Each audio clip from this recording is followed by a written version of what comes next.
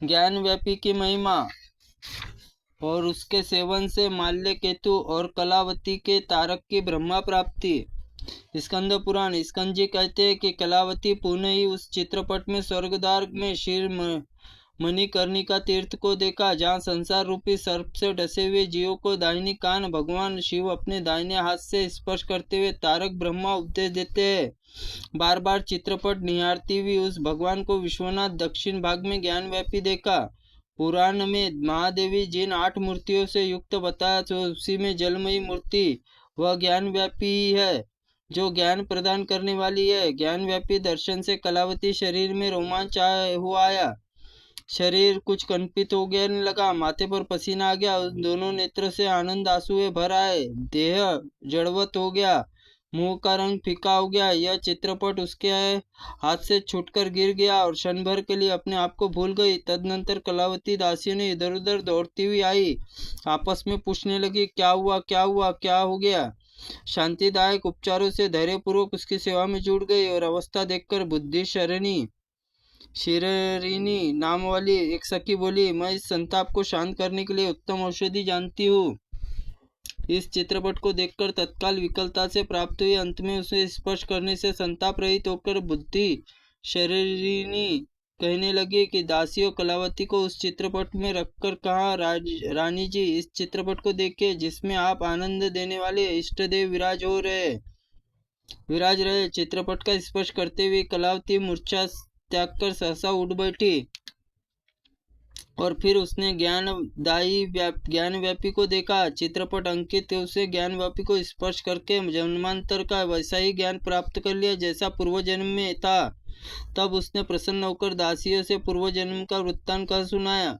कलावती बोली, पूर्व जन्म में मैं एक ब्राह्मण कन्या थी, काशी में विश्वनाथ मंदिर के समीप ज्ञानव्यापी तट पर प्रसन्नतापूर्वक खेला करती थी। मेरे पिता ने हरि स्वामी ने माता का नाम प्रियवंदा था, मेरा नाम सुशील था। इस तरह ज्ञानव्यापी देखते ही क्षण भर में मुझे यह पूर्वजन्म ज्ञान हो गया। कलावती की यह बात सुनकर बुद्धि शरणिनी सब दासियों से हर्ष से भरकर, ओहो, यह सब तीर्थों का ऐसा प्रभाव, उसका दर्शन से हम कैसे प्राप्त हो गया। कलावती रानी, आपको नमस्कार, आप मनोकामना पूर्ण राजा की प्रार्थना करके हमको भी वहां ले चले। इस चित्रपट को प्राप्त करते हुए ज्ञान देने वाली हुई है, ज्ञानव्यापी कहलाने योग्य है। कलावती उस सब प्रार्थना को स्वीकार करके, महाराज ने प्राणनाथ, आप जैसे पति को पाकर मैं मनोरथ पूर्ण हो गया। आर्यपुत्र, एक मनोरथ शेष है, उसके लिए भी प्रार्थना करती हो। प्रिय, मैं ऐसी कोई वस्तु नहीं देखता जो तुम्हारे लिए देने योग्य नहीं, अतः शीघ्र कहो, किससे मांगती हो, किस वस्तु को मांगती हो, कौन मांगने वाला है। हम दोनों आपस में बर्ताव तो भिन्न भिन्न व्यक्तियों की भांति नहीं है। राजकोष, सेना, दुर्ग, जितनी वस्तुएं वे सब तुम्हारी है, मेरा कुछ नहीं है। मैं नाम मात्र के लिए तुम्हारा इसका स्वामी हूँ। कलावती बोली, नाथ, मुझे शीघ्र ही काशीपुरी पहुंचाइए। राजा माल्य केतु ने कहा, प्रिय, तुमने तो काशी जाने की निश्चय कर लिया है, तो अब मुझे भी यहाँ रहने की क्या आवश्यकता है। अतः तुम दोनों काशी चलना चाहिए। इस प्रकार अपनी प्यारी पत्नी कलावती को आश्वासन देकर राजा माल्यकेतु पूर्ववासियों को बुलाकर सत्कार किया और पुत्र को सिंहासन पर बिठाकर रत्न धन के साथ काशीपुरी प्रस्थान किए। विश्वनाथ जी नगरी दर्शन करके राजा ने अपने आप को कृतज्ञ माना, संसार सागर पार गया हुआ समझा और पहले जन्म की वासना से रानी कलावती की पूरी समस्त गलियों के मार्गों को स्वयं पहचान लिया और उन्होंने मर्निका कुएं स्नान करके बहुत धन दान दिया और विश्वनाथ जी की पूजा करके परिक्रमा करके पश्चात मुक्ति मंडप में प्रवेश किया।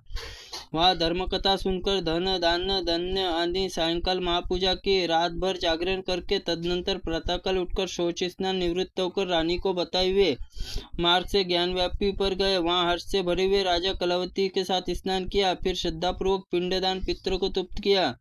वह सुपात्र ब्राह्मण स्वर्ण रजत दान और किए। फिर तीनों को, अंधों को, दरिद्रों को, अनाथों को धन को संतुष्ट देकर नरेश के पारण तथा रत्नमयी सीढ़ियां लगवा कर ज्ञानव्यापी संस्कार कराया। रानी कलवती अपने साथी ज्ञानव्यापी तीर्थ में प्रति भक्तिभाव बढ़ाया और आयु शेष दिन तपस्या पूर्वक व्यतीत किए।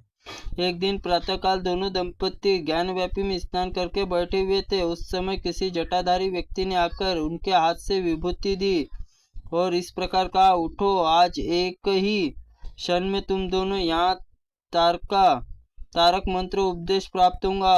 उस जटाधारी तपस्वी के इतना कहते ही आकाश में एक तेजस्वी विमान उतर आया और सब लोग देखते ही देखते भगवान शिव उस विमान से उतरकर उन्होंने दोनों पति पत्नी को कोनों में स्वयं ज्ञान का उपदेश दिया। उपदेश के अनंतर अनिर्वचनीय परम ज्योति स्वरूप वह श्रेष्ठ विमान आकाश मार्ग से प्रकाशित करता हुआ तत्काल ऊपर चले गया। महादेव जी अपने परम धाम को चले गए। स्कंदन जी कहते हैं, तभी ज्ञानव्यापी तीर्थ का महत्व संसार में सबसे अधिक हो गया। ज्ञानव्यापी भगवान शिव प्रत्यक्ष मूर्ति तथा ज्ञान उत्पन्न करने वाली है।